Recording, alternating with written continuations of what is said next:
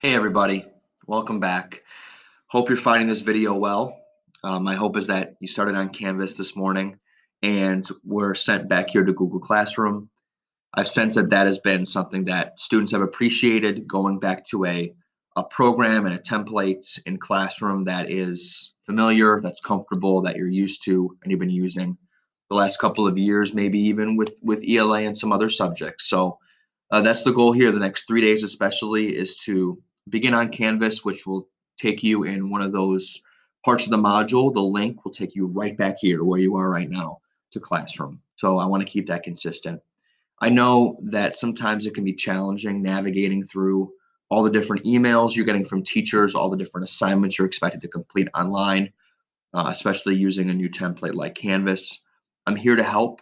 I know I can only control the ELA part of your day, but if there's anything like organizationally, whether you want any tips, any advice, any, I guess, ways that you can better prioritize and organize your day, please reach out to me, whether it's a Google Hangout or just a quick email. I'm here to assist and here to help you get through this difficult time, both obviously in the world, but also academically with it being so new.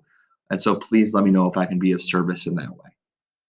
What you're going to see here in our first slide is obviously the date, and it'll look similar to the opening slide to last week.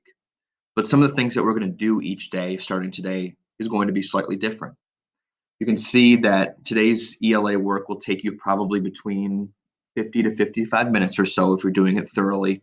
There's 3 steps to today. You're going to begin by watching this slideshow, including my mentor text reading. We're starting a new mentor text today called House on Mango Street, which is a genuinely phenomenal book. And we're going to use it to guide some of the lessons over the next couple of weeks on my slides. So that should take you about 15 minutes to go through all these slides and follow my directions, see my examples.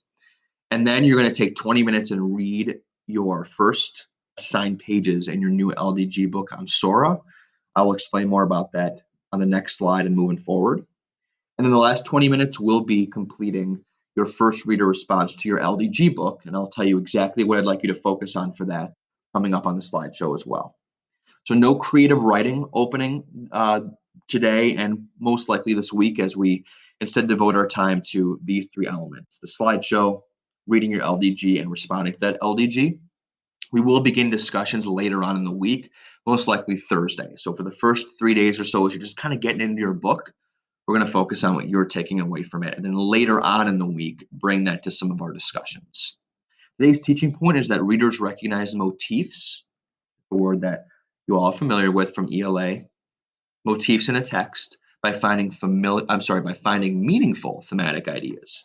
So one way that we can find commonality or things that happen again and again in our text, which are motifs, right, is by finding meaningful thematic ideas that are sprinkled throughout the book. Thematic ideas is a concept I introduced to you early on in the year, which I will get to in more detail moving forward. So if you could please continue, that would be great. Thank you.